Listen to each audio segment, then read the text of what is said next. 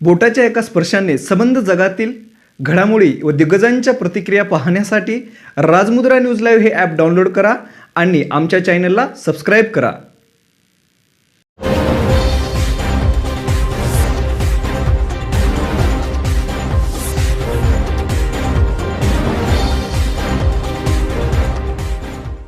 లయబద్ధంగా వాయించడం మర్పా ప్రత్యేకత.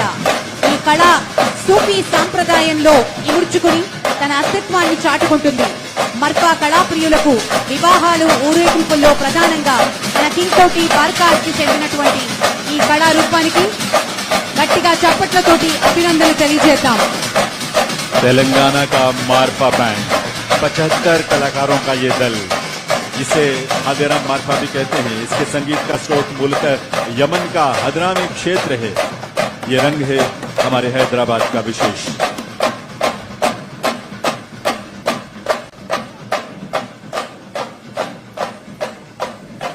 తర్వాతి వస్తున్న కళాకారులు కోలాటం నృత్య కళాకారులు. జానపద నృత్యం చేస్తూ చెక్క కర్రలతో చేసేటటువంటి ఈ సాంస్కృతిక వైభవం మన ప్రాచీనమైనది, తెలంగాణకి సొంతం. అలాగే దేవాలయాల్లో పండుగలప్పుడు ఉత్సవాల్లో ప్రత్యేకంగా మహిళలు చేసే కోలాటం నృత్యం.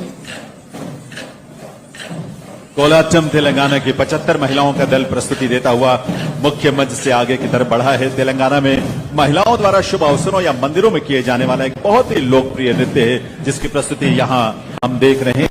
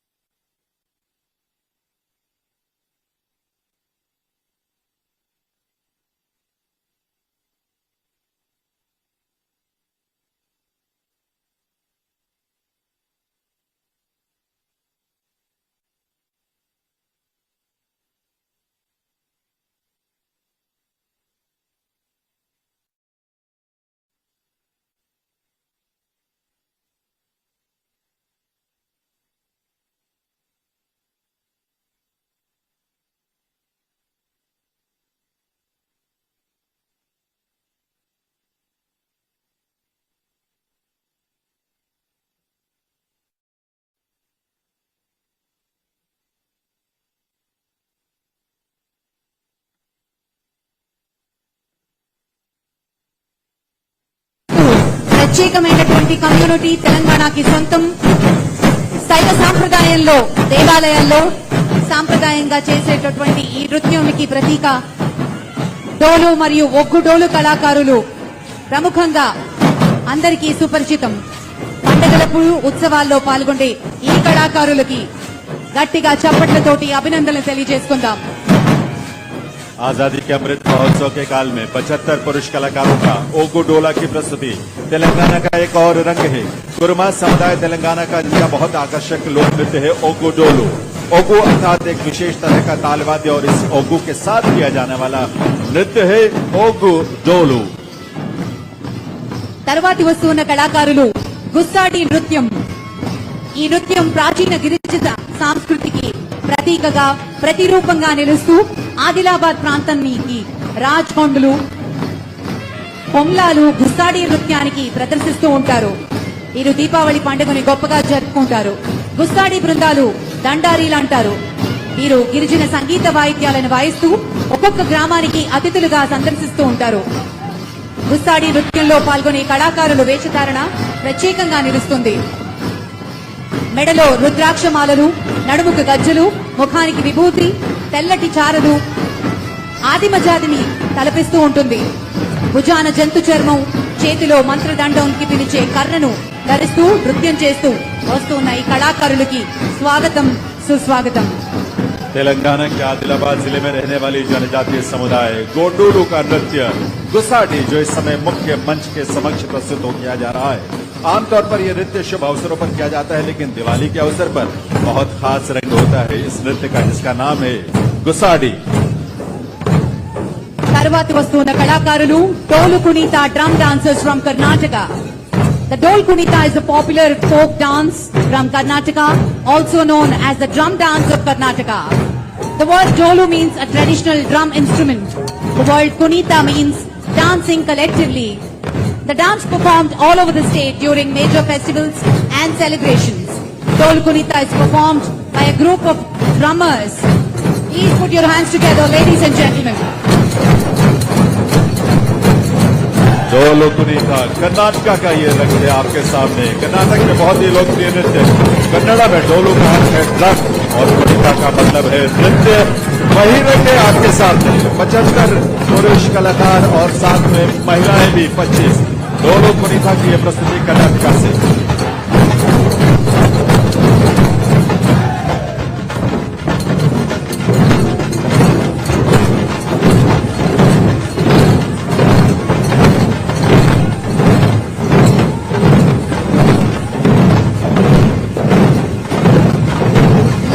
Not the least, ladies and gentlemen, Dol Patak, a drum dance from Maharashtra. Dol Patak plays Indian traditional drums and traditional instruments used by the Marathas. Dol Tasha Pataks are invited to perform on joyous occasions like Shobha Yatra, Gudi Padwa, weddings, traditional welcome to all the guests. Please put your hands together, ladies and gentlemen. Dol Patak, a drum dance, all the way from Maharashtra.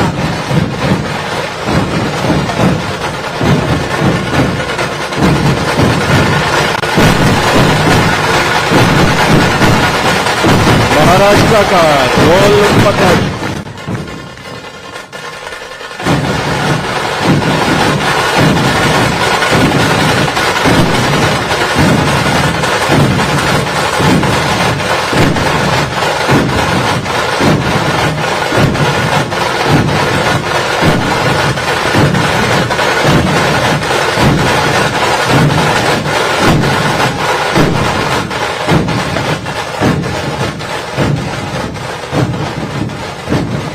Ladies and gentlemen, that was the Dol Patak, a drum dance, all the way from Maharashtra. Please give them a huge round of applause. Thank you so much. Azadi ka Amrit Mahotsav lo bhaganga Hyderabad Liberation Day ni Angaranga Vaibhavanga Parade Grounds lo జరుపుకుంటున్న శుభతరుణం. గౌరవనీయులు కార్యక్రమ ముఖ్య అతిథి హోంశాఖ మంత్రులు శ్రీ అమిత్ షా గారికి స్వాగతం సుస్వాగతం. महाराष्ट्र के डोल पथक की यह प्रस्तुति महाराष्ट्र में शुभ अवसर पर जिसे किया जाता है। डोल पथक का यह दल महाराष्ट्र के नागपुर से आया है, जिसने अभी हाल ही में दिल्ली में सेंट्रल विस्टा के उद्घाटन अवसर पर माननीय प्रधानमंत्री महोदय के समक्ष भी अपनी प्रस्तुति दी थी। देवी सज्जनों, हमारे सांस्कृतिक दलों के आर्टिस्टिक परेड की कोरियोग्राफी की थी मुंबई के जाने माने कोरियोग्राफर देवेंद्र शेलार ने संस्कृति मंत्रालय भारत सरकार के लिए। और अब यह अवसर है हमारे शौर्य से और संस्कृति के रंगों के बाद हम इस अवसर पर मैं निवेदन करूंगा, हम सब के बीच ये गरिमा का और गौरव का क्षण है जब माननीय गृह और सहकारिता मंत्री भारत सरकार श्री अमित शाह जी का शुभागमन हुआ है। भारत सरकार करतल ध्वनि आप सबकी तरफ से होनी चाहिए, तालियां आप सबकी तरफ से बजनी चाहिए इस अवसर पर, इस सौभाग्य के क्षण में। बहुत बहुत अभिनंदन है, बहुत बहुत स्वागत है, वंदन है, नमन है ऐसी विभूति को माननीय श्री अमित शाह जी को उनकी गरिमामय उपस्थिति के लिए।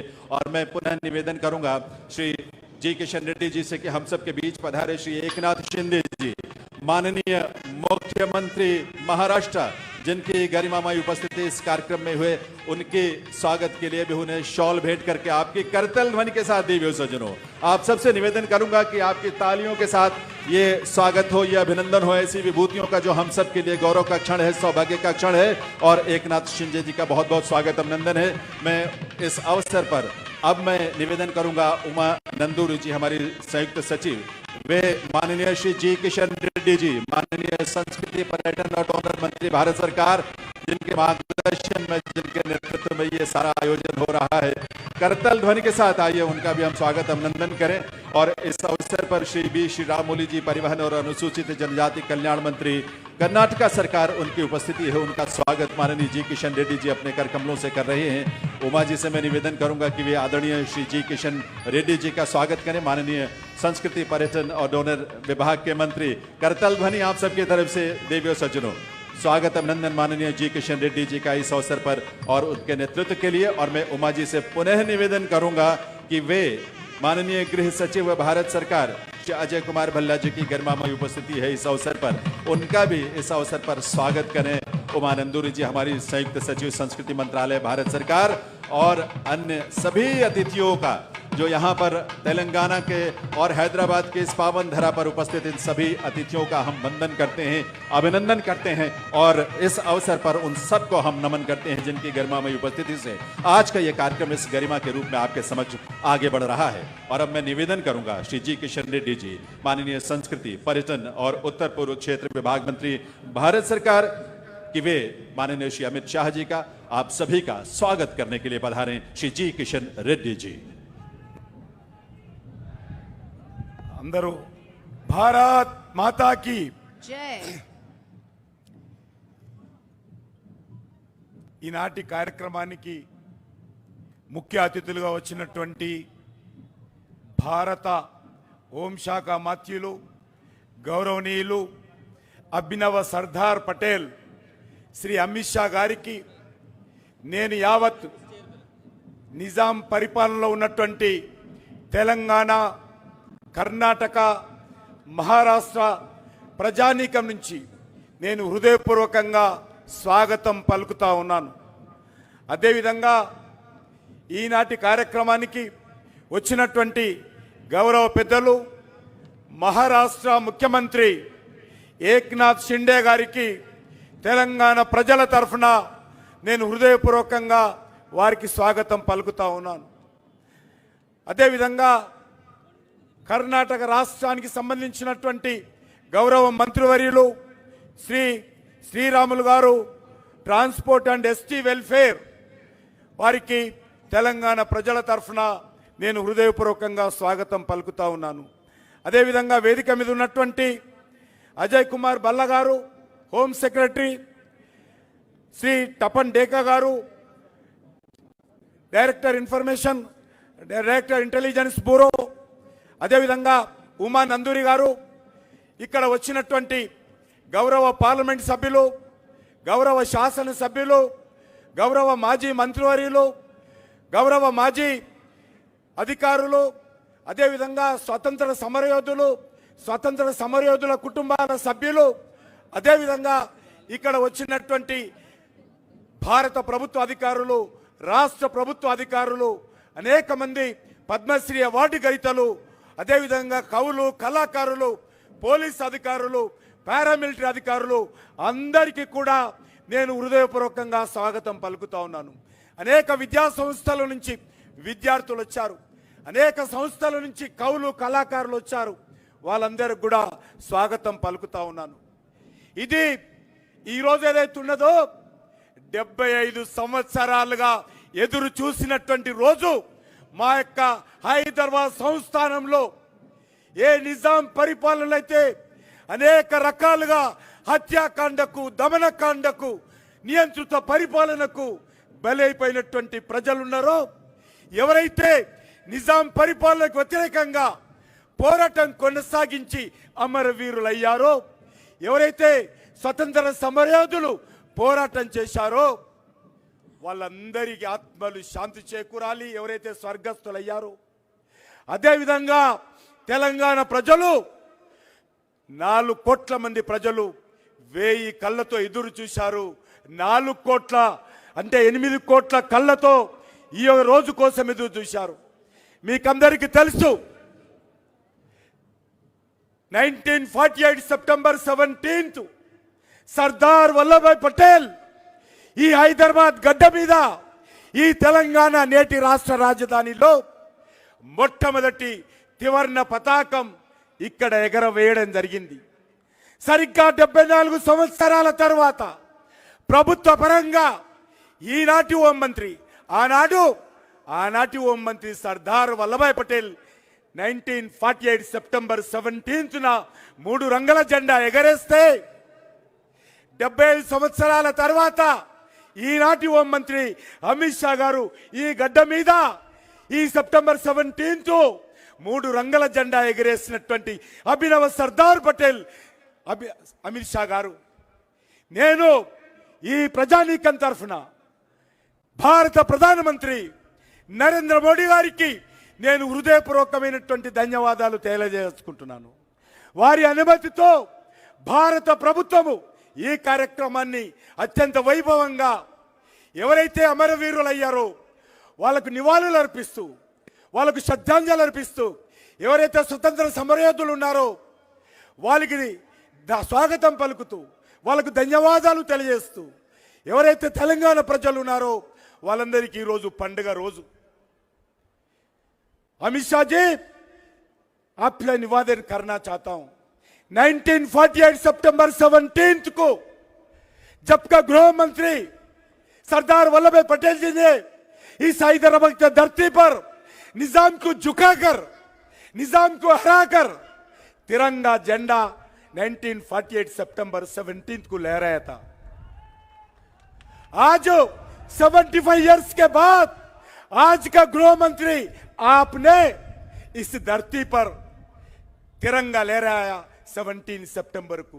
मैं तेलंगाना का जनता के ओर से, महाराष्ट्र के और कर्नाटक के निजाम के राज में जो जिला थे उनका जनता के ओर से आदरणीय प्रधानमंत्री को, आदरणीय गृह मंत्री को, केंद्र सरकार को, आज हमारा एक तेलंगाना जनता का बहुत खुशी की बात है.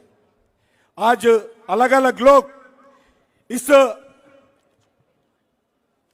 कार्यक्रम के लिए बहुत साल से हम वेट किया है, बहुत साल से हम वेट किया है.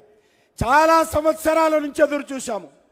లగ్భగ్ 25 సంవత్సరాల నుంచి మేము దీనికోసం పోరాటం చేశాము, జైళ్ళకి వెళ్ళాము. అనేక రకాలుగా మేము ఈ పోరాటంలో ఎవరైతే స్వతంత్ర సమరయోధులు ఆ రోజు పోరాటం చేశారు వాళ్ళ ఆశలు సఫలీకృతం కావాలని ఈ సెప్టెంబర్ 17 అధికారపూర్వకంగా ఈ హైదరాబాద్ విమోచన ఉత్సవాలు నిర్వహించాలని అనేక రాక త్యాగాలు చేశాము. మీకు అందరికీ తెలుసు, స్వర్గీయ పెద్దలు అనేక మంది ఈ కార్యక్రమం కోసం ఎన్నో రకాలుగా మీకు అందరికీ తెలుసు. సర్దార్ వల్లభాయ్ పటేల్ ఆ రోజు పోలీస్ యాక్షన్ ఈ తెలంగాణ గడ్డ మీద మిలిటరీని పంపించి నిజాం సైన్యంతో రజాకర్లతో ఆ రోజు పోరాటం చేసి ఈ గడ్డ మీద మరి త్రివర్ణ పతాకం ఎగరవేయకపోతే నిజాం ఏమన్నాడు, ఆ రోజు రజాకర్లు ఏమన్నారు, ఈ హైదరాబాద్ స్వతంత్రంగా ఉంటుంది, అవసరమైతే పాకిస్తాన్తో కలుస్తాం తప్ప మేము భారతదేశంలో కలవమని చెప్పి భారతదేశం మీదనే యుద్ధం ప్రకటించాడు. అనేక వందల గ్రామాలలో, అది బైరాన్ పల్లి కావచ్చు, పరకాల కావచ్చు, అనేక గ్రామాలలో ప్రజలు అనేక రకాల పోరాటాలు చేశారు.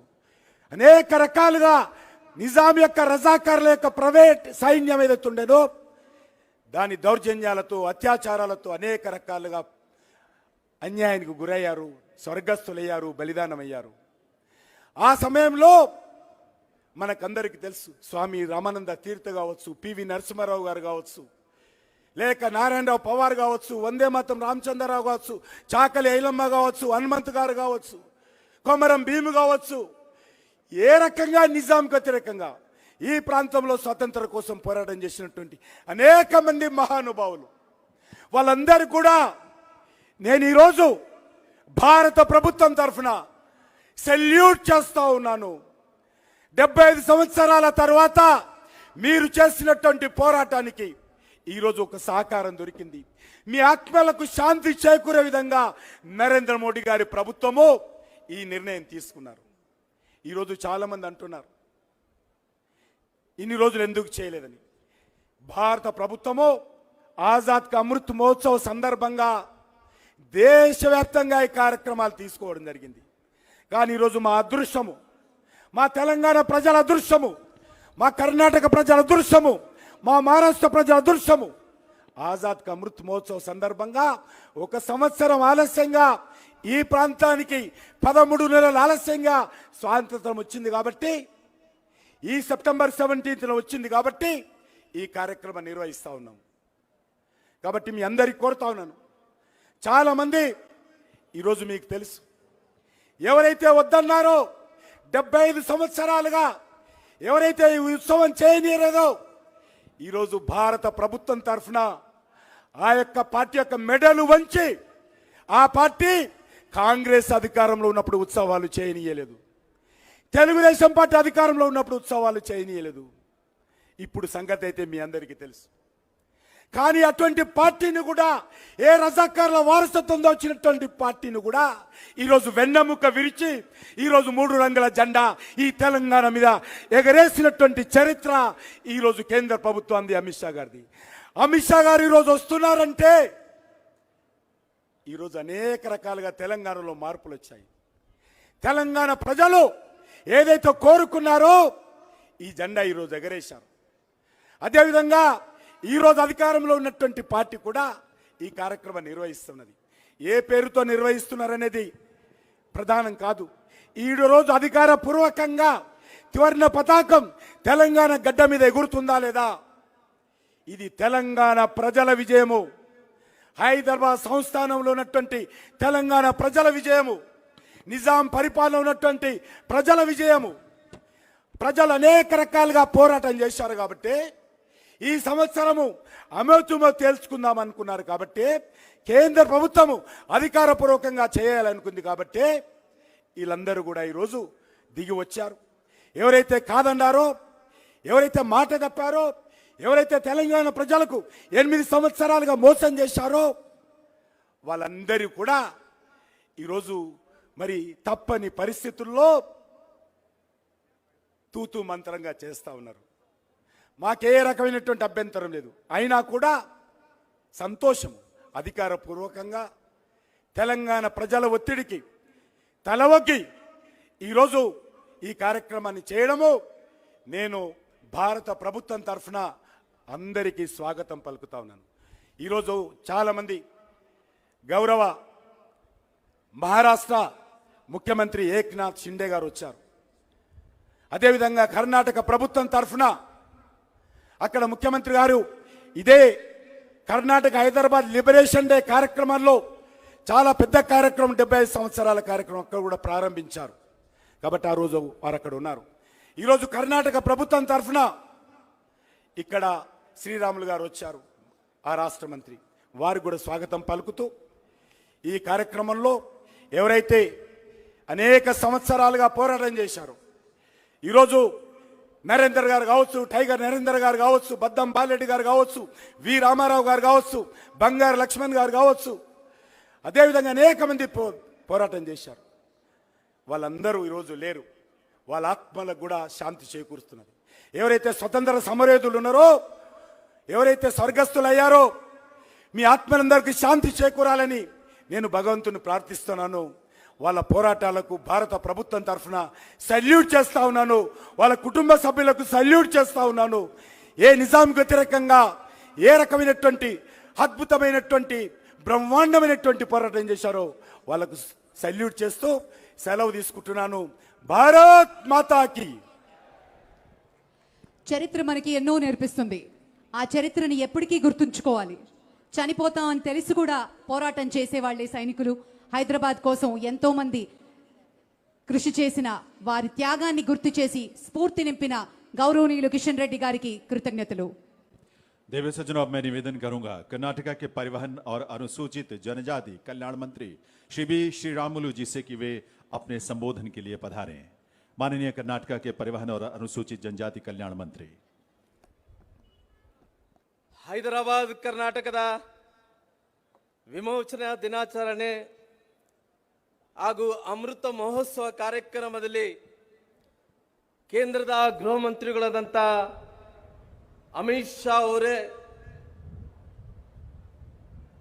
ಕೇಂದ್ರದ ಮಂತ್ರಿಗಳು ಸ್ನೇಹಿತರಾದಂಥ ಕಿಶನ್ ರೆಡ್ಡಿ ಅವರೇ, ಮಹಾರಾಷ್ಟ್ರದ ಮುಖ್ಯಮಂತ್ರಿಗಳಾದಂಥ ಏಕನಾಥ್ ಶಿಂದೆ ಅವರೇ, ಈ ಕಾರ್ಯಕ್ರಮದಲ್ಲಿ ಭಾಗವಹಿಸಿದಂಥ ಎಲ್ಲ ಹಿರಿಯ ಅಧಿಕಾರಿಗಳೇ, ಜನಪ್ರತಿನಿಧಿಗಳೇ, ಈ ಭಾಗದ ಮಾಧ್ಯಮದ ಸ್ನೇಹಿತರೆ, ಅನೇಕ ಹೋರಾಟಗಾರರೇ ಮತ್ತು ಈ ಕಾರ್ಯಕ್ರಮದಲ್ಲಿ ಭಾಗವಹಿಸಿದಂಥ ಎಲ್ಲ ಕಲಾವಿದರೇ, ಹೈದರಾಬಾದ್ ಕರ್ನಾಟಕದ ವಿಮೋಚನಾ ದಿನಾಚರಣೆ ಹಾಗೂ ಅಮೃತ ಮಹೋತ್ಸವ ಕಾರ್ಯಕ್ರಮದಲ್ಲಿ ಈ ದಿನ ನಾವೆಲ್ಲರೂ ಕೂಡ ಭಾಗವಹಿಸಿರುವಂಥದ್ದು ಒಂದು ಸುದಿನ ಅಂತೇಳಿ ನಾನು ತಿಳ್ಕೊಂಡಿದ್ದೇನೆ. 1947ರಲ್ಲಿ ಆಗಸ್ಟ್ 15ರಂದು ಭಾರತಕ್ಕೆ ಸ್ವಾತಂತ್ರ್ಯ ಸಿಕ್ಕಿತು. ಆ ಸ್ವಾತಂತ್ರ್ಯ ಸಿಕ್ಕಿದಂತ ಸಂದರ್ಭದಲ್ಲಿ ದೇಶ ಎಲ್ಲ ಕೂಡ ಭಾರತ ಎಲ್ಲ ಕೂಡ ಕುಣಿದು ಕುಪ್ಪಳಿಸಂತ ಸಂದರ್ಭದಲ್ಲಿ ಈ ಹೈದರಾಬಾದ್ ಕರ್ನಾಟಕ ಭಾಗ ಅಂದ್ರೆ ನಾನು ಕರ್ನಾಟಕದ ರಾಜ್ಯದಿಂದ ನಮ್ಮ ಹೈದರಾಬಾದ್ ಕರ್ನಾಟಕ ಜಿಲ್ಲೆಗಳಲ್ಲಿ ಅದೇ ರೀತಿಯಲ್ಲಿ ಹೈದರಾಬಾದ್ ಸೇರಿಕೊಂಡು ಸುಮಾರಾಗಿ ಈ ಭಾಗದಲ್ಲಿ ಆ ಸಮರವನ್ನು ನಾವು ಆಚರಣೆ ಮಾಡ್ಲಿಕ್ಕೆ ಆಗ್ಲಿಲ್ಲ. ಸುಮಾರಾಗಿ ಭಾರತ ದೇಶದಲ್ಲಿ ಸುಮಾರಾಗಿ 565 ಸಂಸ್ಥಾನಗಳು ಇವತ್ತು ಭಾರತದ ಒಕ್ಕೂಟಕ್ಕೆ ಸೇರ್ತಾವ. 3 ರಾಜ್ಯಗಳು ಮಾತ್ರ ಒಕ್ಕೂಟಕ್ಕೆ ಸೇರಲ್ಲ. ಜುನಾಗಢ ಮತ್ತು ಜಮ್ಮು ಕಾಶ್ಮೀರ ಮತ್ತು ಹೈದರಾಬಾದ್ ಸಂಸ್ಥಾನ ಅವತ್ತು ದರ್ಪದಿಂದ ಮರೀತಾ ಇದ್ರು. ಅವತ್ತು ನಮ್ಮ ಕರ್ನಾಟಕದಲ್ಲಿ ಕಲ್ಯಾಣ ಕರ್ನಾಟಕ ಮತ್ತು ಹೈದರಾಬಾದ್ ಕರ್ನಾಟಕದಿಂದ ನಮ್ಮ ಏನು ಈ ಭಾಗದಲ್ಲಿ ಕೊಪ್ಪಳ, ಬಿಜಾಪುರ ನಗರ, ವಿಜಯನಗರ ಮತ್ತು ಬಳ್ಳಾರಿ ಜಿಲ್ಲೆ, ಬೀದರು, ಕಲಬುರಗಿ ಮತ್ತು ರಾಯಚೂರು, ಯಾದಗಿರಿ ಜಿಲ್ಲೆಯಲ್ಲಿ ಆ ಸಂಭ್ರಮ ಇದ್ದಿಲ್ಲ. ಭಾರತಕ್ಕೆ ಸ್ವಾತಂತ್ರ್ಯ ಸಿಕ್ಕಿದ ನಂತರ ಬೀದರ್ ಜಿಲ್ಲೆಯಲ್ಲಿ ಬಸವ ಕಲ್ಯಾಣದಲ್ಲಿ ಗೋರ್ಟಾರ್ ಗ್ರಾಮದಲ್ಲಿ ಸಾಕಷ್ಟು ಮಂದಿ ಹೋರಾಟಗಾರನ ಮರಣ ಹೋಮವನ್ನು ಮಾಡಂತ ಕೆಲಸ ಅವತ್ತಿನ ರಜಾಕರು ಮಾಡ್ತಾರ. ಸುಮಾರಾಗಿ ರಜಾಕರ ಸೈನ್ಯ ಸುಮಾರು 200 ಜನರನ್ನು ಅವತ್ತಿನ ಸಂದರ್ಭದಲ್ಲಿ ಎಲ್ಲಾ ರೀತಿಯಲ್ಲಿ ಕೊಂದ ಕೆಲಸ ಮಾಡ್ತಾರ. ಯಾವ ರೀತಿಯಲ್ಲಿ ಭಯೋತ್ಪಾದಕರು, ಯಾವ ರೀತಿಯಲ್ಲಿ ಸಂಘಟನೆಗಳು ಅತ್ಯಂತ ಕ್ರೂರವಾಗಿ ಕೆಲಸ ಮಾಡ್ತಾ ಇದ್ರು, ಆ ರೀತಿಯಲ್ಲಿ ರಜಾಕರು ಸೈನ್ಯ ಕೆಲಸ ಮಾಡಂತ ಕೆಲಸ ಆಗುತ್ತೆ. 1946ರಿಂದ 48ವರೆಗೆ ಕೂಡ ಆ ಸೈನ್ಯ ಕಲಬುರಗಿ ಜಿಲ್ಲೆಯಲ್ಲಿ 87 ಗ್ರಾಮಗಳಲ್ಲಿ ಅವತ್ತಿನ ದಿನಗಳಲ್ಲಿ ಸಾಕಷ್ಟು ಮಂದಿ ಹೋರಾಟಗಾರರನ್ನು ಕೊಲ್ಲಂತ ಕೆಲಸ ಮಾಡ್ತದೆ. ಬೀದರ್ ಜಿಲ್ಲೆಯಲ್ಲಿ ಸುಮಾರಾಗಿ 176 ಗ್ರಾಮಗಳ ಮೇಲೆ ದಾಳಿ ಮಾಡಿ ಸುಮಾರಾಗಿ 120 ಜನರನ್ನ ಕೊಲ್ಲಂತ ಕೆಲಸ ಮಾಡ್ತದೆ. ರಾಯಚೂರು ಜಿಲ್ಲೆಯಲ್ಲಿ ಸುಮಾರಾಗಿ 94 ಗ್ರಾಮಗಳಲ್ಲಿ ದಾಳಿ ಮಾಡೋದ್ರ ಮೂಲಕ ಅವತ್ತು 25 ಜನರನ್ನು ಕೊಲ್ಲಂತ ಕೆಲಸ ಅವತ್ತಿನ ರಜಾಕರು ಸೈನ್ಯವನ್ನು ಮಾಡಂತ ಕೆಲಸ ಮಾಡ್ತದೆ. ಅವತ್ತು ನೆನೆಸ್ಕೊಂಡ್ರೆ ನಮ್ಮ ಕಣ್ಣಲ್ಲಿ ನೀರು ಬರಂತ ಸನ್ನಿವೇಶ ನಾವೆಲ್ಲ ಕೂಡ ಕಂಡಿದ್ವಿ. ಅವತ್ತಿನ ರಜಾಕರ ಸಂಘಟನೆಗಳು ಯಾವ ರೀತಿಯಲ್ಲಿ ಮಾಡ್ತಿದ್ವಿ ಅಂದ್ರೆಗಿನ ಇಲ್ಲಿದ್ರೆ ಅವತ್ತಿನ ದಿನಗಳಲ್ಲಿ ಕಾಟೋ ಲೂಟೋ ಬಾಟೋ ಅನ್ನಂತ ವ್ಯವಸ್ಥೆಯನ್ನು ಇಟ್ಕೊಂಡು ಅವತ್ತಿನ ರಜಾಕರು ಸಾಕಷ್ಟು ದೌರ್ಜನ್ಯಗಳನ್ನು ಮಾಡೋದ್ ಮೂಲಕ, ಮಕ್ಕಳನ್ನು ಕೊಲ್ಲೋದ್ ಮೂಲಕ, ಮಹಿಳೆಯರನ್ನು ಕೊಲ್ಲೋದ್ ಮೂಲಕ, ದ್ರಾಕ್ಷಿಕರನ್ನು ಕೊಲ್ಲೋದ್ ಮೂಲಕ ಅನೇಕ ರೀತಿಯಲ್ಲಿ ದೌರ್ಜನ್ಯವನ್ನು ದಬ್ಬಾಳಿಕೆ ಮಾಡಂತ ಕೆಲಸ ರಜಾಕರು ಮಾಡ್ಕೊಂತ ಬಂದ್ರು. ಆ ಸಂದರ್ಭದಲ್ಲಿ ಗಟ್ಟಿಯಾಗಿ ಆಪರೇಷನ್ ಪೋಲೋ ಅನ್ನಂತ ಹೆಸರಿನ ಮೇಲೆ ಉಕ್ಕಿನ ಮನುಷ್ಯ ಆದಂತ ಅವತ್ತಿನ ಸರ್ದಾರ್ ವಲ್ಲಭಾಯ್ ಪಾಟೀಲ್ ಅವರು ಸೆಪ್ಟೆಂಬರ್ ತಿಂಗಳಲ್ಲಿ 1948ರಲ್ಲಿ 17ರಲ್ಲಿ ಪೊಲೀಸರ ಕಾರ್ಯಾಚರಣೆ ಮೂಲಕ ಅವತ್ತಿನ ದಿನಗಳಲ್ಲಿ ನಿಜಾಮರ ಸೈನಿಕರನ್ನು ಬಗ್ಗುಪಡಿಸೋದ್ ಮೂಲಕ ಈ ಭಾಗಕ್ಕೆ ಸ್ವಾತಂತ್ರ್ಯವನ್ನು ತಂದುಕೊಡಂತ ಕೆಲಸ ಮಾಡಿದ್ರು. ಸುಮಾರಾಗಿ ಇವತ್ತು 74 ವರ್ಷಗಳ ನಂತರ ಭಾರತದ ಸರ್ದಾರ್ ವಲ್ಲಭಾಯ್ ಪಾಟೀಲ್ ಯಾವ ರೀತಿಯಲ್ಲಿ ಉಕ್ಕಿನ ಮನುಷ್ಯ ಇದ್ರು ಅದೇ ರೀತಿಯಲ್ಲಿ ಉಕ್ಕಿನ ಮನುಷ್ಯ ಆದಂತ ಅಮಿತ್ ಶಾ ಅವರು ಇವತ್ತು ಬಂದು ಇವತ್ತು ಹೈದರಾಬಾದಲ್ಲಿ ಇವತ್ತು ವಿಮೋಚನೆ ದಿನಾಚರಣೆಯನ್ನು ಮಾಡ್ಕೊಂಡಂತ ಕೆಲಸ ಮಾಡ್ತಾ ಇದ್ದಂತ ನಮ್ಮೆಲ್ಲರೂ ಕೂಡ ಕರ್ನಾಟಕ, ಮಹಾರಾಷ್ಟ್ರ, ಇವತ್ತು ಆಂಧ್ರ ಪ್ರದೇಶ ಜನರಿಗೆ ಒಂದು ಸಂಭ್ರಮ ಅಂತ ಹೇಳಿ ತಿಳ್ಕೊಂಡಿದ್ದೀನಿ. ಹೈದರಾಬಾದ್ ಕರ್ನಾಟಕ, ಹೈದರಾಬಾದ್ ಸಂಸ್ಥಾನ ಭಾರತದ ಒಕ್ಕೂಟದಲ್ಲಿ ಇವತ್ತು ಸೇರಿದಂತ ಅವತ್ತಿನ ದಿನಗಳಲ್ಲಿ ಸಾಕಷ್ಟು ಹೋರಾಟಗಳು ಕೂಡ ನಡೆದು ಅದಕ್ಕೋಸ್ಕರವಾಗಿ ಇವತ್ತು ಆ ದಿನಾಚರಣೆಯನ್ನು ಆಚರಣೆ ಮಾಡ್ಕೊಂಡಂತ ಕೆಲಸ ಕೂಡ ಮಾಡ್ತೀನಿ. ಅಂದಿನ ಸಂದರ್ಭದಲ್ಲಿ ಕಲ್ಯಾಣ ಕರ್ನಾಟಕ ಒಳಗೊಂಡಿರುವಂತಹ ಹೈದರಾಬಾದ್ ವಿಮೋಚನಾ ದಿನಾಚರಣೆ ಸಂದರ್ಭದಲ್ಲಿ ಅನೇಕ ಮಹನೀಯರನ್ನು ಸ್ಮರಣೆ ಮಾಡೋದ್ರ ಮೂಲಕ, ಅನೇಕರ ಹಿರಿಯರ ಗೌರವವನ್ನು ಕೊಡೋದ್ರ ಮೂಲಕ, ಅನೇಕರ ಹಿರಿಯರ ಸಾಹಿತ್ಯಗಳನ್ನು ಸನ್ಮಾನವನ್ನು ಮಾಡೋದ್ರ ಮೂಲಕ ಮುಂದಿನ ಪೀಳಿಗೆ ಜನರಿಗೆ ಅವ್ರಿಗೆ ಗೌರವ ಸನ್ಮಾನ ಜೊತೆಲಿ ನೆನಪು ಮಾಡಿಕೊಂಡಂತ ಕಾರ್ಯಕ್ರಮ ಇದಾಗಿದೆ. ಹೈದರಾಬಾದ್ ಕರ್ನಾಟಕದಲ್ಲಿ, ಕಲ್ಯಾಣ ಕರ್ನಾಟಕ ಎಂದೇ ನಮ್ಮ ಭಾಗದಲ್ಲಿ ಬಸವಣ್ಣನವರು ಯಾವ ರೀತಿಯಲ್ಲಿ ಚಿಂತನೆಗಳು ಅಳವಡಿಸಿಕೊಂಡಿದ್ದಂತ ಕಲ್ಯಾಣ ಕರ್ನಾಟಕ ಇವತ್ತು ಅನೇಕ ಅವರು ಕೆಲಸವನ್ನು ಕಾಯಕವೇ ಕೈಲಾಸವನ್ನಂತ ರೀತಿಯಲ್ಲಿ ಕೆಲಸವನ್ನು ಕೂಡ ಮಾಡಂತ ಕೆಲಸ ಆಗ್ತದೆ. 2013ರಲ್ಲಿ ಕೇಂದ್ರ ಸರ್ಕಾರ ಅವತ್ತು ಆರ್ಟಿಕಲ್ 371J ಅನ್ನು ತೆಗೆಯೋದು ಮೂಲಕ 371J ಅನ್ನು ತೆಗೆಯೋದು ಮೂಲಕ ಆ ಭಾಗಕ್ಕೆ ಕಲ್ಯಾಣ ಕರ್ನಾಟಕಕ್ಕೆ ಶಿಕ್ಷಣಕ್ಕೆ ಆದ್ಯತೆಯನ್ನು ಕೊಡುವಂತ ಕೆಲಸ ಮಾಡಿತ್ತು, ಆರೋಗ್ಯಕ್ಕೆ ಆದ್ಯತೆಯನ್ನು ಕೊಡುವಂತ ಕೆಲಸ ಮಾಡಿತ್ತು, ಎಲ್ಲ ರಂಗದಲ್ಲಿ ಅಭಿವೃದ್ಧಿ ಮಾಡುವಂತ ಕೆಲಸ ಕೂಡ ಮಾಡಿತ್ತು. ಅದಕ್ಕೋಸ್ಕರವಾಗಿ ನಮ್ಮ ಕಲ್ಯಾಣ ಕರ್ನಾಟಕದಲ್ಲಿ ಸುಮಾರು 2013ರಿಂದ ಇಲ್ಲಿ ತನಕ ಕೂಡ ಸುಮಾರು 12,000 ಕೋಟಿ ರೂಪಾಯಿ ಅನುದಾನದಲ್ಲಿ ಅನೇಕ ಅಭಿವೃದ್ಧಿ ಕೆಲಸಗಳು ಆ ಭಾಗದಲ್ಲಿ ಆರೋಗ್ಯ ಆಗಿರ್ಬೋದು, ಶಿಕ್ಷಣ ಆಗಿರ್ಬೋದು, ಮೂಲಭೂತ ಸೌಕರ್ಯಗಳಾಗಿರ್ಬೋದು, ಅದೇ ರೀತಿಯಲ್ಲಿ ಮಹಿಳೆಯರಿಗೆ ಸಬಲೀಕರಣ ವಿಚಾರ ಆಗಿರ್ಬೋದು, ಕೌಶಲ್ಯ ಅಭಿವೃದ್ಧಿ ಕೆಲಸಗಳಾಗಿರ್ಬೋದು, ಅನೇಕ ಒಳ್ಳೆ ಕೆಲಸಗಳು ಮಾಡೋದ್ರ ಮೂಲಕ ಇವತ್ತಿನ ಕೂಡ ಅನೇಕ ಒಳ್ಳೆ ಕೆಲಸಗಳು ಕೂಡ ಆಗ್ತಾ ಇದೆ. ನಮ್ಮ ನಿಕಟಪೂರ್ವ ಮುಖ್ಯಮಂತ್ರಿಗಳಂತ ಯಡಿಯೂರಪ್ಪನವರು ಅವತ್ತು ಏನು ಹೈದರಾಬಾದ್ ಕರ್ನಾಟಕವನ್ನು ಹೊಸದಾಗಿ ಕಲ್ಯಾಣ ಕರ್ನಾಟಕ ಒಂದು ನಾಮಕರಣವನ್ನು ಮಾಡೋದ್ ಮೂಲಕ ಒಂದು ಪ್ರಾಧಿಕಾರವನ್ನು ಮಂಡಳಿಯನ್ನು ಕೂಡ ಸ್ಥಾಪನೆ ಮಾಡಂತ ಕೆಲಸ ಮಾಡಿದ್ರು. ನಮ್ಮ ಮುಖ್ಯಮಂತ್ರಿಗಳಾದ ಬಸವರಾಜ ಬೊಮ್ಮಾಯಿನವರು ಸುಮಾರಾಗಿ ಹೈದರಾಬಾದ್ ಕರ್ನಾಟಕ ಕಲ್ಯಾಣ ಕರ್ನಾಟಕಕ್ಕೆ ಯಾವೊಂದು ಸರ್ಕಾರಗಳು ಬಂದ್ರೆ ಯಾವೊಬ್ಬ ಮುಖ್ಯಮಂತ್ರಿಗಳು ಬಂದ್ರೆ ಕೇವಲ 15,000 ಕೋಟಿ ಮಾತ್ರ ಕೊಡ್ತಾ ಇದ್ರು. ನಮ್ಮ ಮುಖ್ಯಮಂತ್ರಿಗಳು ಸುಮಾರಿಗೆ 3,000 ಕೋಟಿ ರೂಪಾಯಿ ಅನುದಾನವನ್ನು ಕೊಡುವಂತ ಕೆಲಸ ಕೂಡ ಮಾಡಿದಾರ. ಅದಕ್ಕೋಸ್ಕರ ರಾಯಚೂರು, ಬಳ್ಳಾರಿ, ಅದೇ ರೀತಿಯಲ್ಲಿ ಕೊಪ್ಪಳ ಈ ಭಾಗದಲ್ಲಿ ಎಲ್ಲ ಕೂಡ ಸಮಗ್ರವಾಗಿ ಅಭಿವೃದ್ಧಿಯನ್ನು ಮಾಡುವಂತ ಕೆಲಸ ಮಾಡ್ತಾ ಇದಾರ. ಆ ಭಾಗದಲ್ಲಿದ್ದಂತ ಸಮಾನಂತ ಜಲಾಶಯ ಕಟ್ಟಬೇಕೆಂದೇಳಿ ಕೊಪ್ಪಳ ಜಿಲ್ಲೆಯಲ್ಲಿ ನವಲಿ ಹತ್ರ ಸುಮಾರಿಗೆ 1,000 ಕೋಟಿ ರೂಪಾಯಿ ಅನುದಾನವನ್ನು ಬಿಡುಗಡೆ ಮಾಡುವಂತ ಕೆಲಸ ಮಾಡಿದಾರ. ಬಳ್ಳಾರಿ ಜಿಲ್ಲೆಯಲ್ಲಿ ಹಾಗರಿಯಲ್ಲಿ ನೂತನವಾಗಿ ಕೃಷಿ ಕಾಲೇಜನ್ನು ಸ್ಥಾಪನೆ ಮಾಡುವಂತ ಕೆಲಸ ಮಾಡಿದಾರ.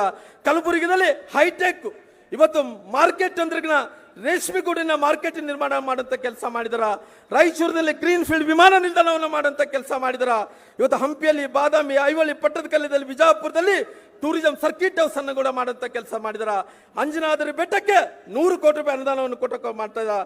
ಅದಕ್ಕೋಸ್ಕರ ನಮ್ಮ ಸರ್ಕಾರ ಬಸವಣ್ಣನವರು ಯಾವ ರೀತಿಯಲ್ಲಿ ಕನಸುಗಳನ್ನು ಕಂಡುಕೊಂಡು ಕಾಯಕವೇ ಕೈಲಾಸವನ್ನಂತ ರೀತಿಯಲ್ಲಿ ಯಾವ ರೀತಿಯಲ್ಲಿ ಕಲ್ಯಾಣ ಕರ್ನಾಟಕ ಅಭಿವೃದ್ಧಿ ಆಗಬೇಕನ್ನಂತ ಅವರು ನುಡಿಗಳನ್ನು ನುಡಿದ್ರು. ಆ ರೀತಿಯಲ್ಲಿ ನಮ್ಮ ಸರ್ಕಾರ ನಡೆಯುವಂತ ಕೆಲಸ ಆಗ್ತಾ ಇದೆ. ಅದಕ್ಕೋಸ್ಕರ ಇವತ್ತು ಸುಮಾರಾಗಿ 75 ವರ್ಷಗಳ ಅಮೃತ ಮಹೋತ್ಸವ ಕಾರ್ಯಕ್ರಮದಲ್ಲಿ, ಸ್ವತಂತ್ರ ದಿನಾಚರಣೆ ಕಾರ್ಯಕ್ರಮದಲ್ಲಿ ಇವತ್ತಿಂತಹ ರೀತಿಯಲ್ಲಿ ವಿಮೋಚನಾ ದಿನಾಚರಣೆ ಏನ್ ನಡೀತಾ ಇದೆನೋ, ನಾವು ಇವತ್ತು 74 ವರ್ಷಗಳ ನಂತರ ಇವತ್ತು ಅಮಿತ್ ಶಾ ಅವರ ಜೊತೆಲಿ ಇಂಥ ಕಾರ್ಯಕ್ರಮದಲ್ಲಿ ಭಾಗವಹಿಸಿರೋದು ನನ್ನ ಸುದೀನ ಪುಣ್ಯ ಅಂತ ತಿಳ್ಕೊಂಡು ನನಗೆ ಮಾತಾಡ್ಲಿಕ್ಕೆ ಅವಕಾಶ ಮಾಡಿಕೊಟ್ಟಿದ್ದಂತ ಎಲ್ಲ ಹಿರಿಯರಿಗೆ, ಈ ಭಾಗದ ನಾಯಕರಿಗೆ ಒಂದು ಸುತ್ತ ನನ್ನ ಮಾತುಗಳು ಮುಕ್ತಾಯ ಮಾಡ್ತಾ ಇದ್ದೀನಿ. ಜೈ ಹಿಂದ್, ಜೈ Karnataka. Thank you sir, thank you very much. Karnataka గౌరవనీయులు మినిస్టర్ శ్రీరాములు గారికి కృతజ్ఞతలు.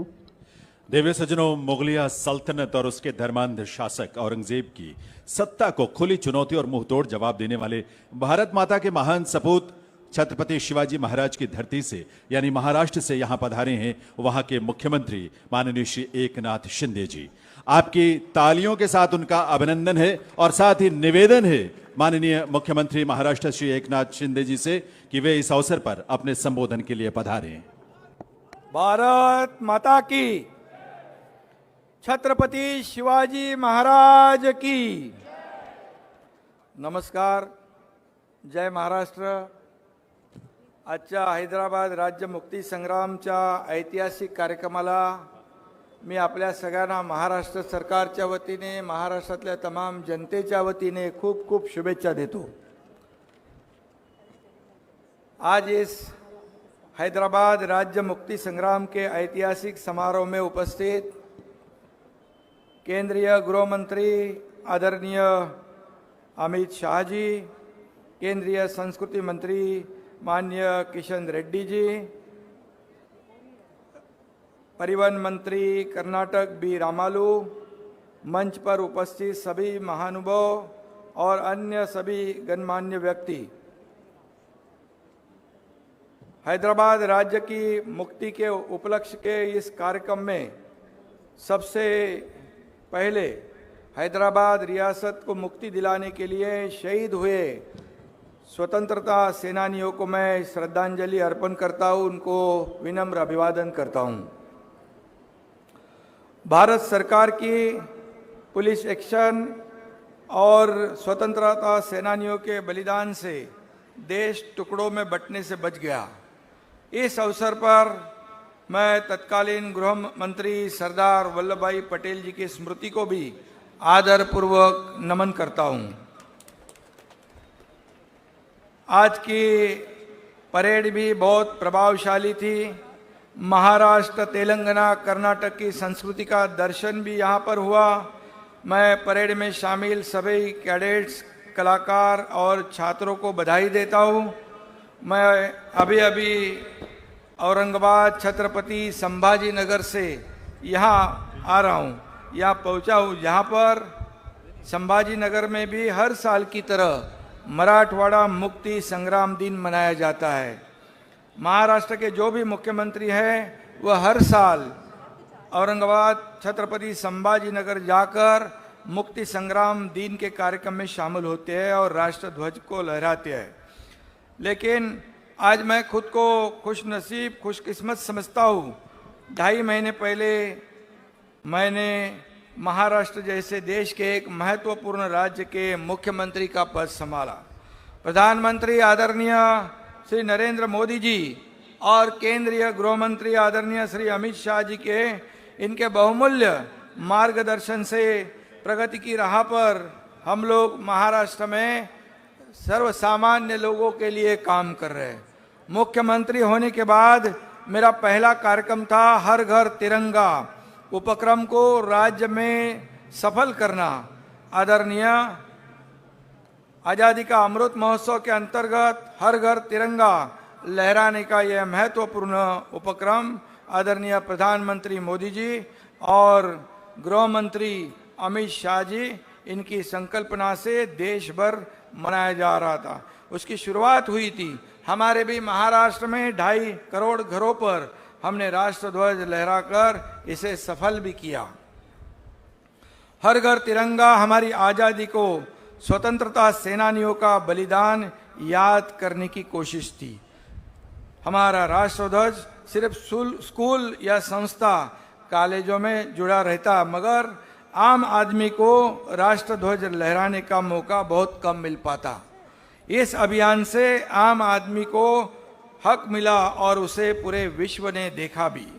आज पहली बार भारत सरकार ने हैदराबाद राज्य मुक्ति की 75वीं वर्षगांठ अमृत महोत्सव मनाने का निर्णय लिया और आज से 17 सितंबर 2023 तक यह कार्यक्रम होने जा रहा है। इस मुक्ति संग्राम को नई पीढ़ी तक पहुंचाने का इससे बेहतर प्रयास क्या हो सकता है।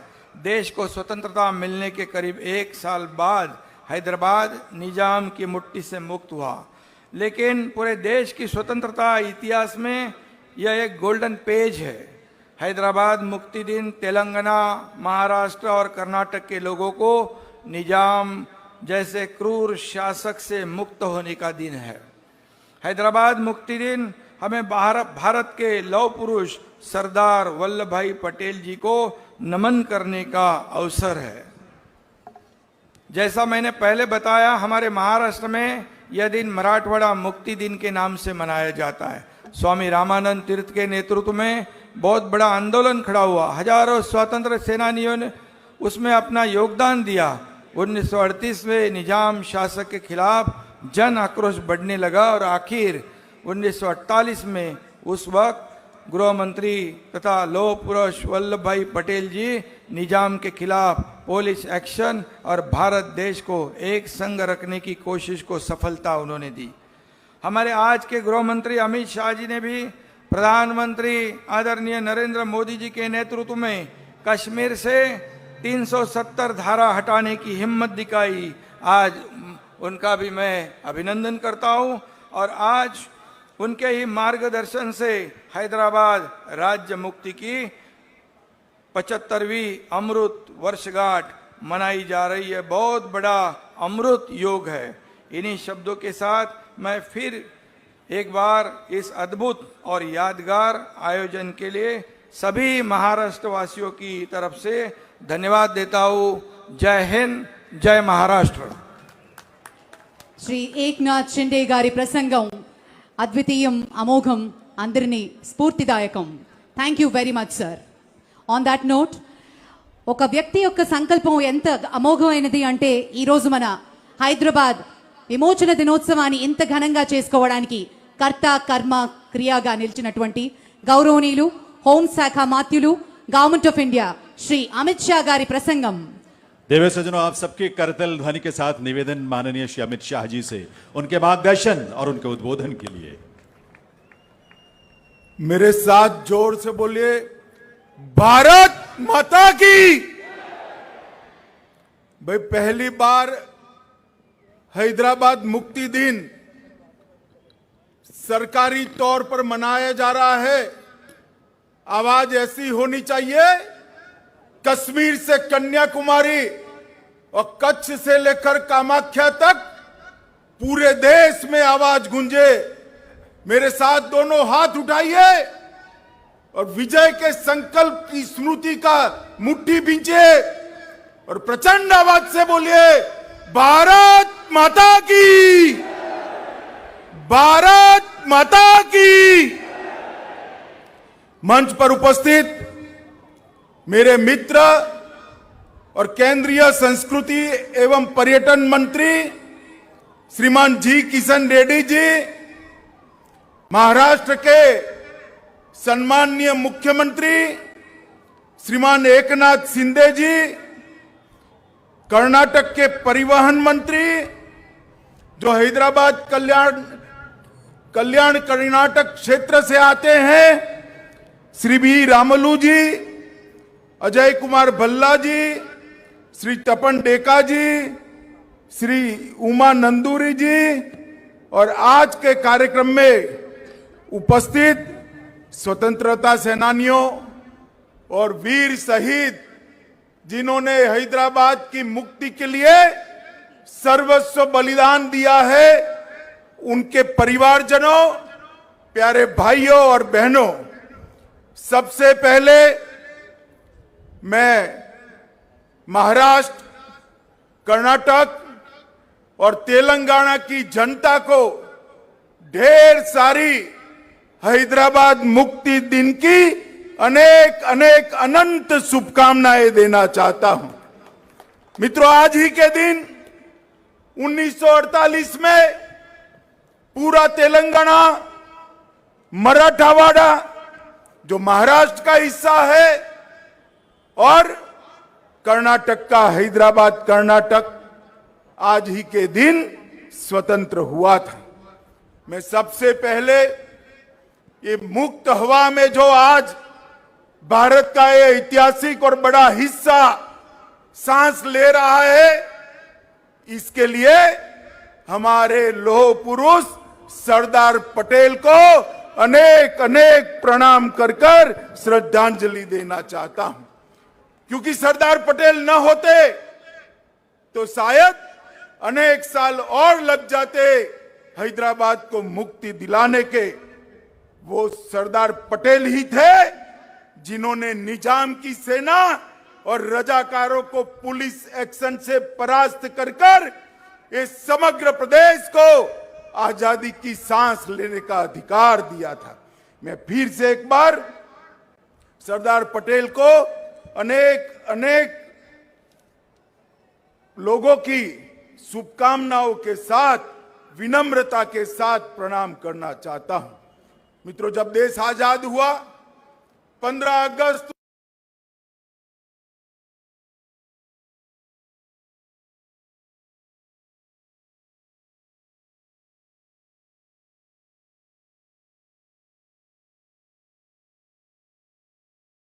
कार दिया था।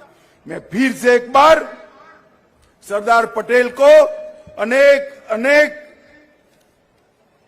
लोगों की शुभकामनाओं के साथ, विनम्रता के साथ प्रणाम करना चाहता हूं।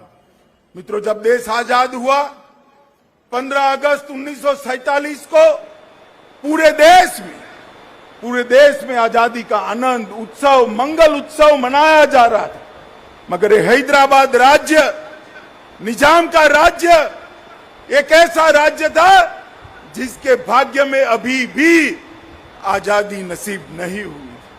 13 महीने तक निजाम के रजाकारों की असहनीय यातनाओं को ये पूरा क्षेत्र सहन करता रहा, अन्यायों को सहन करता रहा, अत्याचारों को सहन करता रहा।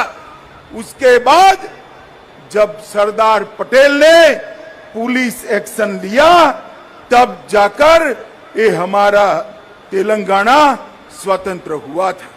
मित्रों, आज के दिन पर अनेक वीर शहीद जिन्होंने अपना सर्वस्व न्योछावर किया, कोमाराम भील, रामजी गोंड, स्वामी रामानंद तीर्थ, एम चेन्ना रेड्डी, नरसिम्हा राव जी, साइक बंगी जी, केवी नरसिम्हा राव जी, विद्याधर गुरु जी, पंडित केशव राव कोरटकर जी जैसे अनेक अनेक स्वतंत्रता सेनानियों को मैं प्रणाम कर कर श्रद्धांजलि देना चाहता हूं।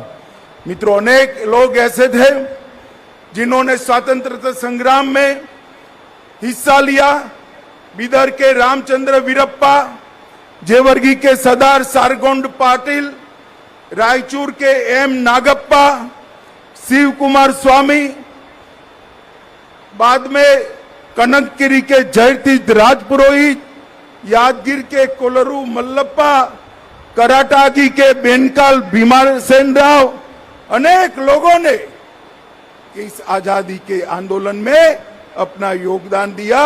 उनको भी मैं आज याद करना चाहता हूं। मित्रों, आज मैं आर्य समाज, हिंदू महासभा, बागनगर सत्याग्रह हो या उस्मानिया यूनिवर्सिटी में छेड़ा गया वंदे मातरम का आंदोलन, गांधी जी द्वारा स्थापित हैदराबाद स्टेट कांग्रेस, बीदर क्षेत्र के किसानों के उस वक्त के सत्याग्रह हो, ये सभी आंदोलनों को भी याद करना चाहता हूं। मित्रों, सालों के बाद यह क्षेत्र में एक मांग थी कि हैदराबाद मुक्ति दिन को सरकार की अनुमोदना के साथ मनाया जाए, मगर दुर्भाग्य की बात है 75 साल चले गए। जिन्होंने यहां पर शासन किया उन्होंने वोट बैंक की राजनीति के कारण हैदराबाद मुक्ति दिन मनाने का साहस नहीं किया। वादे तो अनेक लोगों ने किए, चुनावों में वादे किए, आंदोलनों में वादे किए, मगर सत्ता पर आते ही रजाकारों की भय से पलट गए। आज मैं भारत सरकार के प्रधानमंत्री नरेंद्र मोदी जी को लाख लाख बधाई देना चाहता हूं, जिन्होंने निर्णय किया कि हैदराबाद मुक्ति दिन को मनाया जाएगा। और मुझे आश्चर्य भी नहीं है, आनंद है इस बात का कि जैसे ही मोदी जी ने घोषणा की, अब सब लोग हैदराबाद मुक्ति दिन मनाते तो है, मगर नाम हैदराबाद मुक्ति दिन नहीं देते हैं। अभी भी जहन में डर है। मैं कहना चाहता हूं उन लोगों को, अपने दिल से वो डर उखाड़ कर फेंक दो। अब रजाकार इस देश का निर्णय नहीं कर सकते। इस देश को आजादी मिले 75 साल हो गए। मित्रों, आज मैं फिर से एक बार मोदी जी को बहुत बहुत बधाई देना चाहता हूं, क्योंकि कर्नाटक, महाराष्ट्र और मेरे प्रिय तेलंगाना के सभी जनता की मन की भावना को समझते हुए इन्होंने ये हैदराबाद मुक्ति दिन मनाने का निर्णय किया। मित्रों, आज हैदराबाद मुक्ति दिन मनाने का उद्देश्य बड़ा स्पष्ट है। इस मुक्ति आंदोलन की कहानी को नई पीढ़ी तक पहुंचाना है। मुक्ति संग्राम के नामी अनामी अनेक योद्धाओं को, शहीदों को जनमानस में पुनर्जीवित कर नई पीढ़ी को देशभक्ति की लौ जगानी है। इस संघर्ष गाथा के बारे में मैं चाहूंगा कि पूरे पुराने हैदराबाद स्टेट के आज के तीनों राज्यों के हिस्सों में यूनिवर्सिटी में इस पर रिसर्च हो और अत्याचारों के खिलाफ जो संघर्ष हुआ उसका डॉक्यूमेंटेशन किया जाए।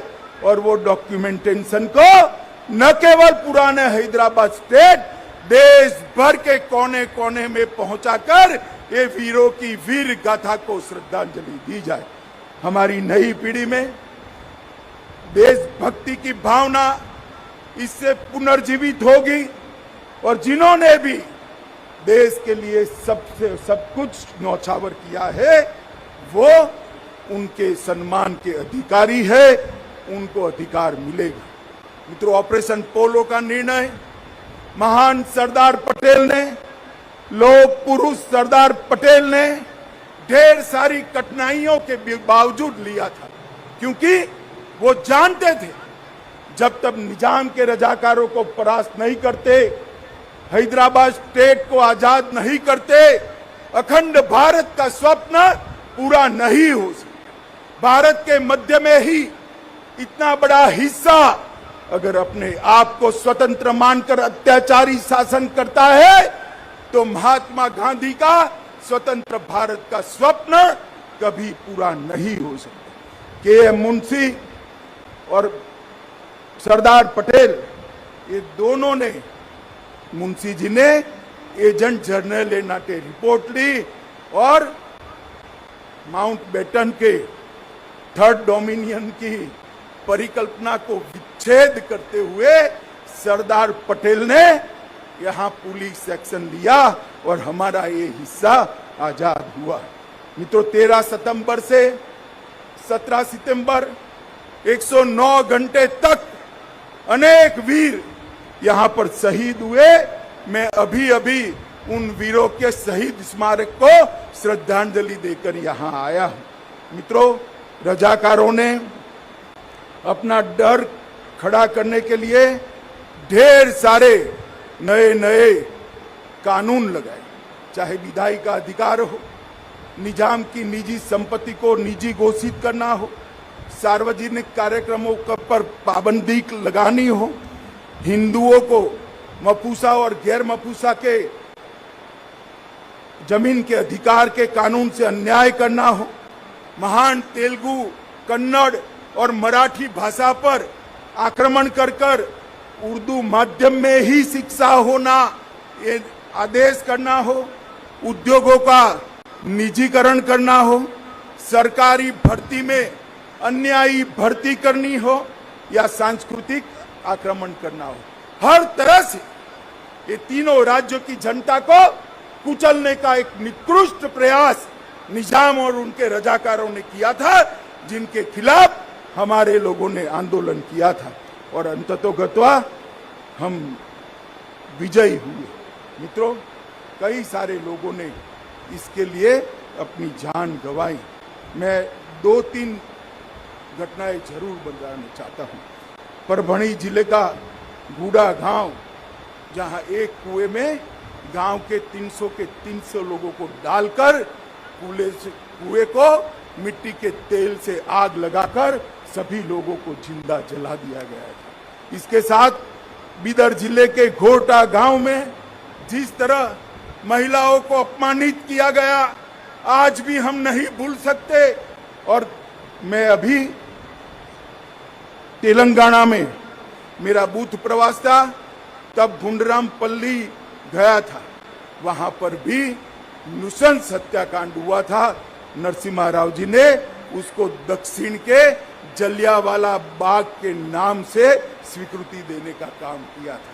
ये सारे हत्याकांडों के खिलाफ, अन्यायी शासन के खिलाफ हिंदू महासभा, आर्य सभा और हिंदू जागृति समिति ने केशवराव कोरटकर और वामनराव नाइक जैसे महानुभावों ने महान लोकमान्य तिलक से प्रेरणा लेकर ये आजादी का आंदोलन चालू किया था।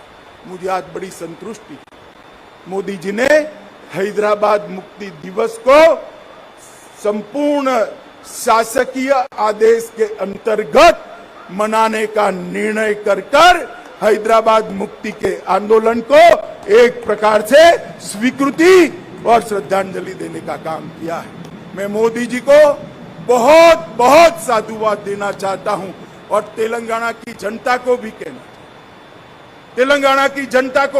चाहता हूं। आज भी जिन लोगों को 17 सितंबर को हैदराबाद मुक्ति दिन बोलने में शर्म आती है, उन लोगों को भी मैं कहना चाहता हूं, ये हजारों लोग जो शहीद हुए हैं, जिसके आधार पर आज आप सत्ता पर बैठे हो, अगर उनको श्रद्धांजलि नहीं देते तो उनके साथ आप द्रोह कर रहे हैं। तेलंगाना की जनता को भी मैं कहना चाहता हूं, ये महान तेलंगाना राज्य की रचना जिस उद्देश्य से हुई, सत्ता पर बैठकर उद्देश्यों को जो भूल जाते हैं, जनता ने उनको नहीं भूलाना चाहिए। मुझे विश्वास है मित्रों कि ये जो आज मोदी जी ने परंपरा शुरू की है हैदराबाद मुक्ति दिन मनाने की, ये इससे भी ज्यादा जोर शोर के साथ अनेक सालों तक मनाया जाएगा और हैदराबाद को स्वतंत्र करने वाले सभी स्वतंत्र सेनानियों के शहीदों के सम्मान में यशोगान हर साल गाए जाएंगे। मैं फिर से एक बार पुराने हैदराबाद राज्य के आज के तीनों राज्य कर्नाटक, महाराष्ट्र और तेलंगाना के पूरा राज्य के सभी नागरिकों को हैदराबाद मुक्ति दिन की बहुत बहुत बधाई देना चाहता हूं और इनको विश्वास दिलाना चाहता हूं। जिस तरह से मोदी जी ने पूरे देश को सुरक्षित किया है, मोदी जी जिस तरह से देश को समृद्ध करने के रास्ते पर आगे चल पड़े हैं, मोदी जी जिस तरह से भारतीय और भारतीयता को उच्चतम शिखर पर बिठाने के लिए आगे बढ़ रहे हैं, मोदी जी जिस प्रकार से हमारे सभी शहीदों को श्रद्धांजलि देने के लिए आजादी का अमृत महोत्सव मनाए, वो उपक्रम निश्चित रूप से चालू रहेगा और हैदराबाद मुक्ति दिन का मनाना भी निश्चित रूप से चालू रहेगा। कोई मनाए न मनाए, भारत सरकार खुली छाती के साथ, हिम्मत के साथ हैदराबाद मुक्ति दिन मनाएगी। यही बात कहकर मैं मेरी वाणी को विराम देता हूं। फिर से एक बार सभी नागरिकों को तेलंगाना, कर्नाटक और महाराष्ट्र के सभी नागरिकों को अनेक अनेक अनंत शुभकामनाएं देकर मेरी बात समाप्त करता हूं। वंदे मातरम। बहुत बहुत आभार माननीय गृह और सहकारिता मंत्री भारत सरकार श्री अमित शाह जी का। देवियों सज्जनों, गुजरात में जन्मे सरदार वल्लभ भाई पटेल को श्रेय जाता है अखंड भारत की नींव रखने का। आज वर्तमान में गुजरात की धरती पर ही जन्म लेने वाले देश के गृह और सहकारिता मंत्री श्री अमित शाह सरदार पटेल के संकल्पों को और मजबूती प्रदान कर रहे हैं अपने चिंतन से, अपने विजन से और अपने एक्शन से। एक बार करतल ध्वनि के साथ आइए हम आभार व्यक्त करें माननीय श्री अमित शाह जी का। धन्यवाद महोदय। और अब परेड द्वारा जय घोष किया जाएगा।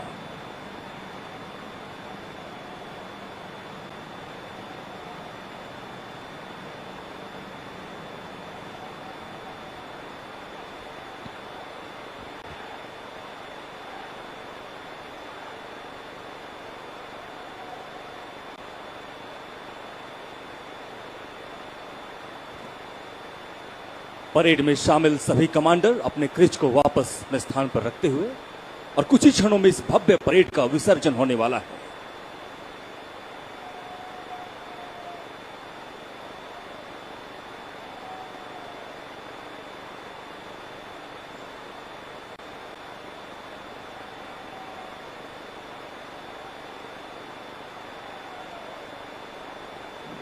इसी के साथ परेड में शामिल टुकड़ियां अपने निर्धारित स्थान की ओर प्रस्थान करने के लिए निरीक्षण लाइन पर कदम ताल करती हुई हैदराबाद मुक्ति संग्राम दिवस परेड आज सिकंदराबाद के इस ऐतिहासिक परेड मैदान में संपन्न हुआ। आज के इस कार्यक्रम में केंद्रीय रिजर्व पुलिस बल और केंद्रीय औद्योगिक सुरक्षा बल की टुकड़ियां अपने जोश और उत्साह के साथ समारोह के अनुसार सुंदर पोशाकों में बहुत ही शानदार परेड का नजारा प्रस्तुत किया है। గౌరవనీయులు శ్రీ అమిత్ షా జీ ఎంతో మంది స్వాతంత్ర సమర యోధుల కృషి, పట్టుదల, త్యాగానికి ఫలితంగా హైదరాబాద్ కి విమోచన లభించిన శుభతరుణం, ఒక ప్రతిష్టాత్మకమైనటువంటి దినోత్సవాన్ని పురస్కరించుకుని విచ్చేసిన ఆ స్వాతంత్ర సమర యోధులని కలుస్తూ ఉన్నారు గౌరవనీయులు శ్రీ అమిత్ షా గారు। వారికి శాలువతోటి, మెమెంటో తోటి చిరు సత్కారాన్ని అందిస్తున్నారు।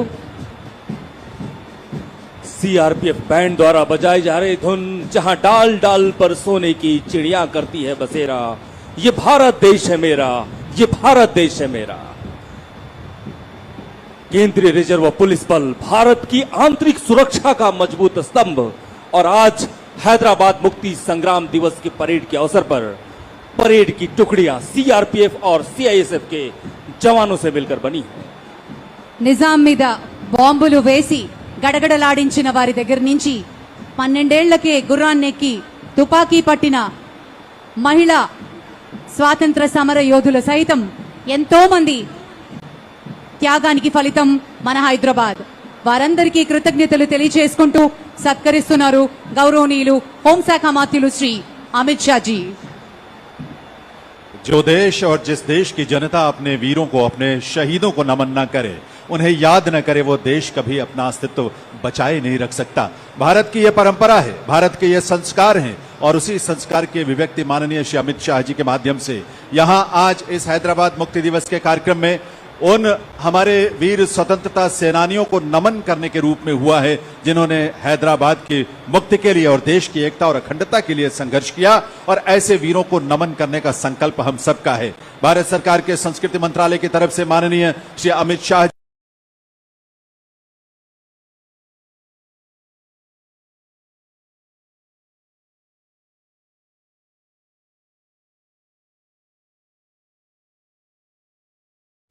ताज्या घडामोडी पाहण्यासाठी राजमुद्रा न्यूज लाईव्हला सबस्क्राईब करा, बेल आयकॉन